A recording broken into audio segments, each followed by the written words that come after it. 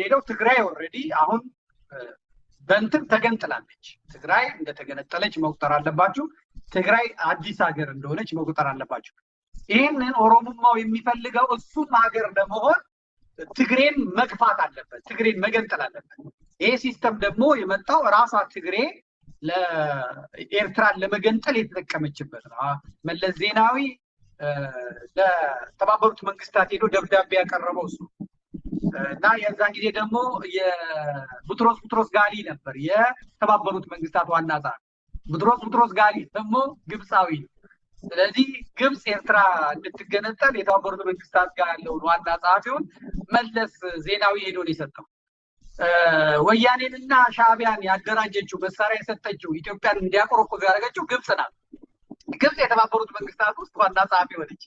ኢሳያስ በአስመራ፣ መለስ ዜናዊ በአዲስ አበባ የኢትዮጵያን መንበር ተቆጣጠሩ። ስለዚህ በአስቸኳይ ሄዶ ማመልከቻ ለግብፅ ነው ያቀረቡት። ወያኔና ሻዕቢያ ገፍተው ኤርትራውያኑን ወሰዱ። ደግሞ እነ ኢሳያስ የመቀየር ሀሳብ ነበራቸው። እኔ የኢትዮጵያ ፕሬዝዳንት ከሆንኩኝ እናንተ ለምን ኤርትራን እንገነጥላለን? ሀገር ሆነን ለምን አንመራም ሲል እና አቦይ ስብሃት ናቸው ትግሬዎቹ፣ የአድዋ ትግሬዎቹ፣ የአድዋ ወያኔዎቹ ናቸው።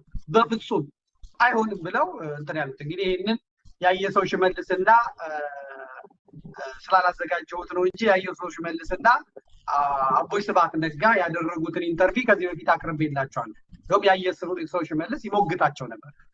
እንዲህ ካሉ ሰውየው ለምን ሲለው ለምን የኤርትራ መገንጠል ነው ያለባት?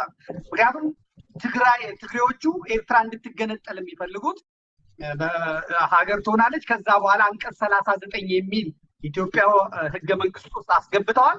ከዚያ በኋላ እነሱ በበላይነት ኢትዮጵያን ይመራሉ። ኢትዮጵያን በበላይነት ሲመሩ ኢትዮጵያን ይዘርፏታል፣ ገንዘብ ያገኛሉ፣ ሀብት ያገኛሉ፣ ኢንፍራስትራክቸሩን ያሟላሉ፣ የመንገድ፣ የቴሌኮም፣ የእርሻ የምናምን ያዘጋጃሉ። ከዛ በኋላ ኢትዮጵያን ብትንትኗን ካረጉ በኋላ እንገነጠላለን። ለምን? አንቀጽ 39 የሚባል አንቀጽ ስላላቸው ማለት ነው።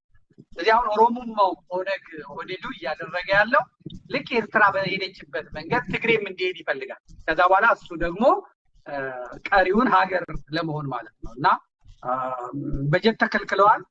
ተናበው ነው የሚሰሩት። በእርግጠኝነት ነው የምነግራችሁ። እነ ደብረጽዮንና አብይ አህመድ ተናበው ነው የሚሰሩት። ቲፒኤልኤፍ ሊደርሺፕ ድሮ ሀሳብ የሚመስል ነገር ያቀርቡ ነበር። ወረቀት ይመጣል፣ ወረቀት ዲስከስ ታደርጋለህ። አትሊስት ሲነሱ ብዛም ዩኒፎርሚቲ ኦፍ ሀሳብ ከላይ እስከታች አለ። አሁን ዩኒፎርሚቲ ኦፍ ስድብ ነው ያለው እንጂ ሀሳብ የለውም። የምሬ ነው ነገር። አሁን የቲፒኤልኤፍ አመራር ውስጥ ምሳሌ ወይዘሮ ማናት ጠርተህ ንግግር አድርጊ ብትላት ከሆነ ጠላ ቤት ካሉ ሴትዮ በፍጹም አይለይም ቋንቋ ስድብ ነው ተሰደው። ስለዚህ ትግሬ በደንብ እንዲበሳጭ፣ ትግሬ በደንብ ኮሬንቲ እንዲጨብጥ፣ ትግሬ በደንብ እንዲናደድ፣ ትግሬ በደንብ ኢትዮጵያዊነቱን እንዲጠላ እያደረጉት ነው። የአየር ትራንስፖርት የለም፣ የምድር ትራንስፖርት የለም፣ ወዴትም መሄድ አይችሉም። የትግራይ ሰዎች በትግራይ የሚሰሩ የመንግስት ሰራተኞች ደሞዝ አይከፈላቸውም።